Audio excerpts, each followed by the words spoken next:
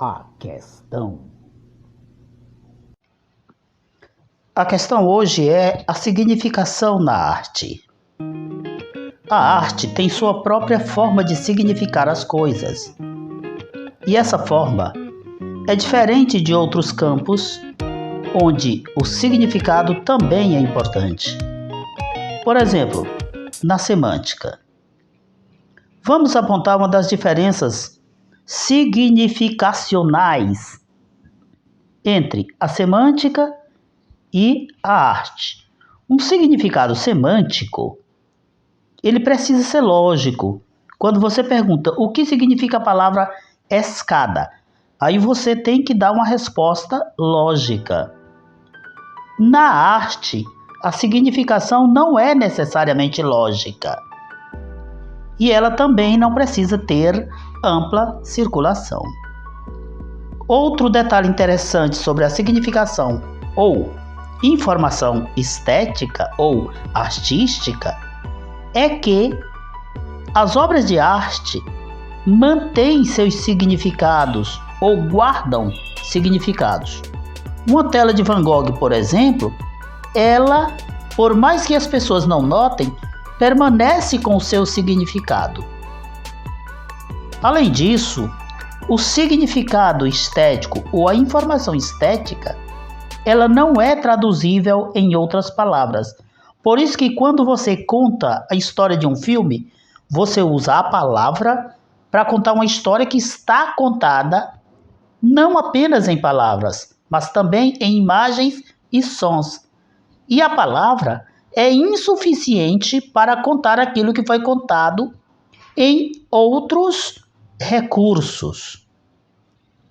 Mais uma característica da informação estética é que ela não é esgotável em uma única leitura.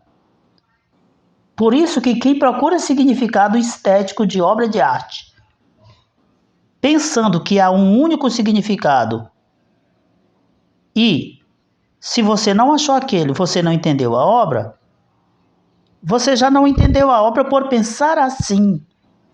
Porque, na verdade, eu venho sempre dizendo, a sua forma de entender a obra conta como significado.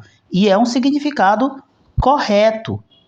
O que nós não podemos é imaginar que nós não precisamos nos munir de mais informações, de mais conhecimentos para entender melhor as obras de arte. Nós precisamos sim.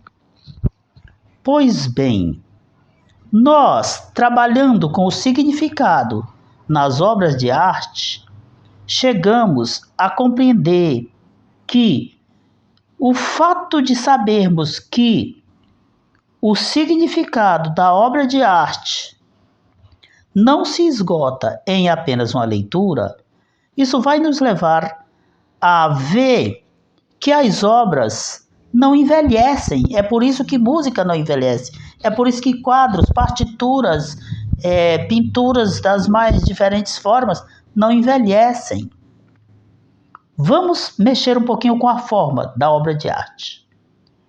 Segundo Roman Jakobson, a função poética, que é a função eminentemente artística, ela é também uma função que ganha aparatos estéticos.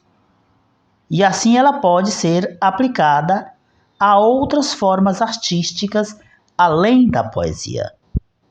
Então, o Jakobson dizia que a função poética da linguagem, ela se caracteriza exatamente porque ela é centrada sobre a própria mensagem. E a mensagem, ela está posta de diferentes formas.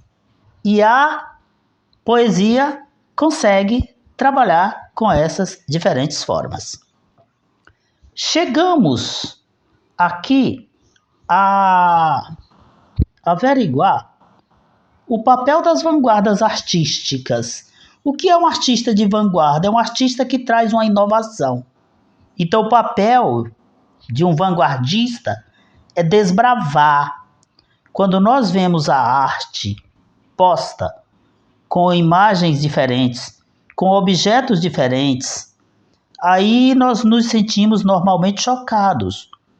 Eu estou pensando, por exemplo, em artistas que usam sangue, sei lá, pedaços de carne para compor obras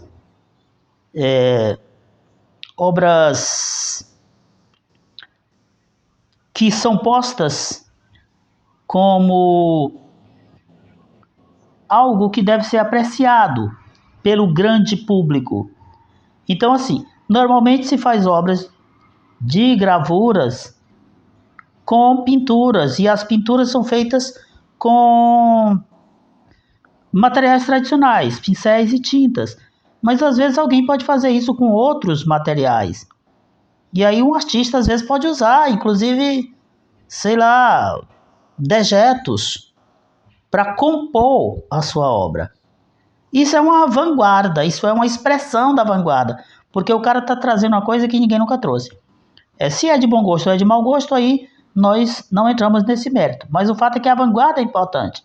É a vanguarda que traz novidades e é a vanguarda que rompe os estilos e que propõe novos usos dos códigos. Por que que os vanguardistas são importantes? Eles são importantes, além das coisas que eu já falei, porque eles ajudam na manutenção da fermentação cultural e assim a cultura não se fossiliza, não envelhece. Há uma coisa interessante. Quando as pessoas vão falar de arte e elas trabalham com o conceito de progresso, por exemplo, tentando dizer que em país tal a arte está no nível X, que já não se faz mais assim, mais assado, as coisas já desenvolveram para um outro patamar, aí nós estamos lidando com um equívoco, porque o conceito de progresso não é um conceito propício para aplicar em arte. E por que não? Porque o conceito de progresso, ele envolve ideia de melhorias e de superação. Na arte nunca há superação, nunca há melhorias. Existem diferenciações, fulano troca material X por material Y, mas nada garante que o material que foi posto no lugar do anterior é melhor do que o anterior. Então, na arte, essas ideias de superação e de melhorias, elas devem ser rechaçadas. Pois bem, quando nós mexemos com a ideia do conteúdo na arte, aí nós chegamos a algo bem interessante. E essa parte eu queria me deter um pouco mais nela. A questão do conteúdo, ela entra em cheio com a questão da interpretação da obra de arte, ou seja, da atribuição de significados à obra pelo espectador. Aqui nós temos 2 níveis de atribuição de significados. O primeiro nível é o sentimento e o segundo nível é o da interpretação. No nível do sentir, você atribui um determinado significado. E esse significado ele é feito em uníssono com a obra. Você está diante da obra e deixa que a obra fale a você.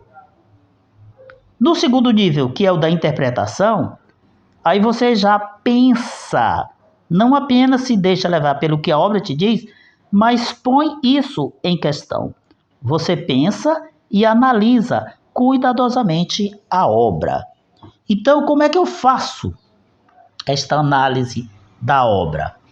Eu posso fazer isso usando alguns passos específicos.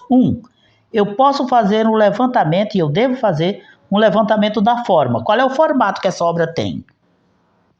Qual é o material utilizado? Se for uma música, por exemplo, o formato será o quê?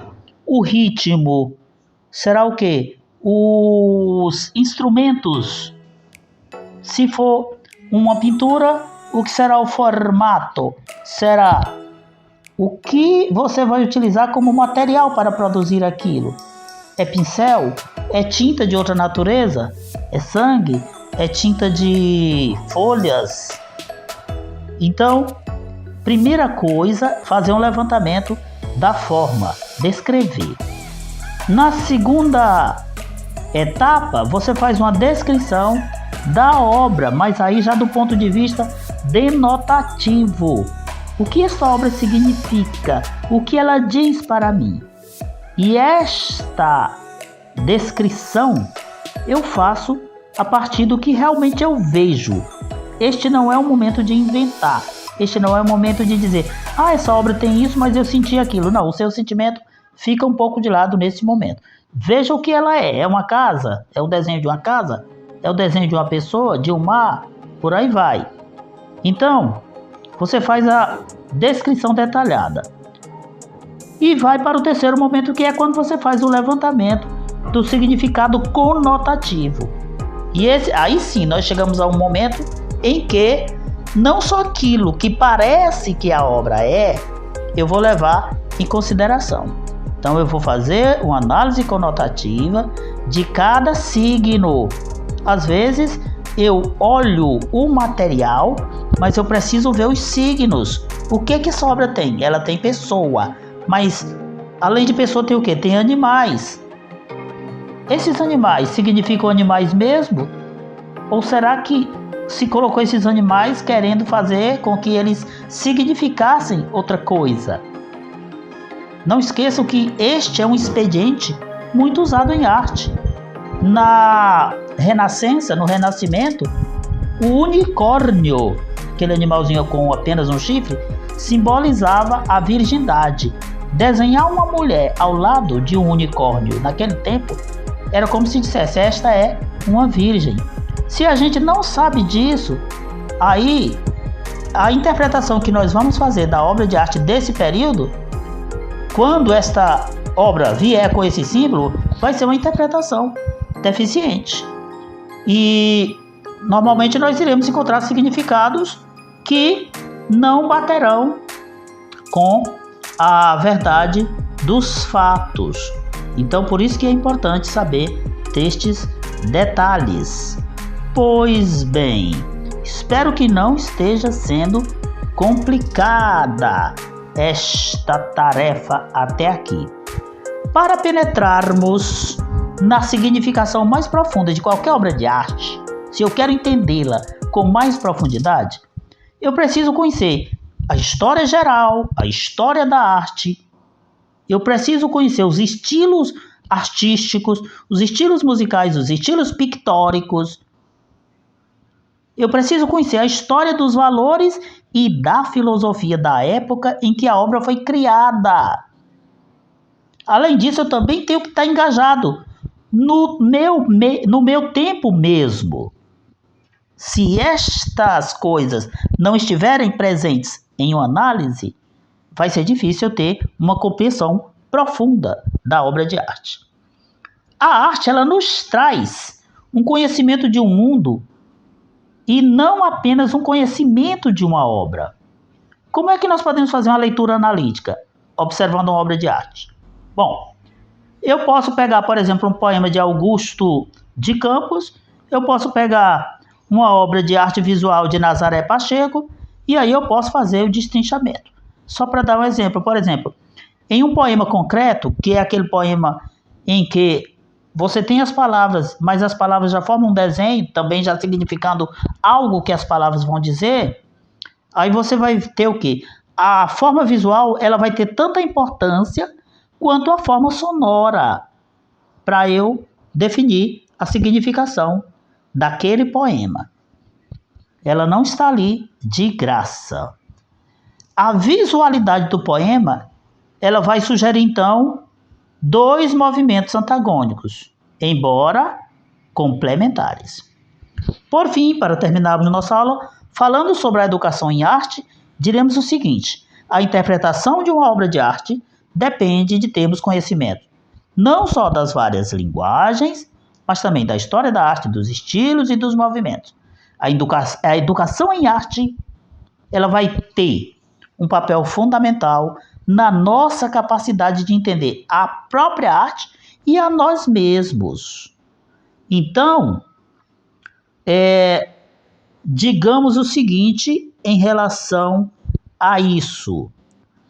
Nós, quando fazemos a interpretação da obra de arte, nós precisamos estar cientes de que esta obra envolve um trabalho, mas ela envolve também sentimento de quem vai elucidar o seu significado. E vimos que sentimento não é só emoção descabelada.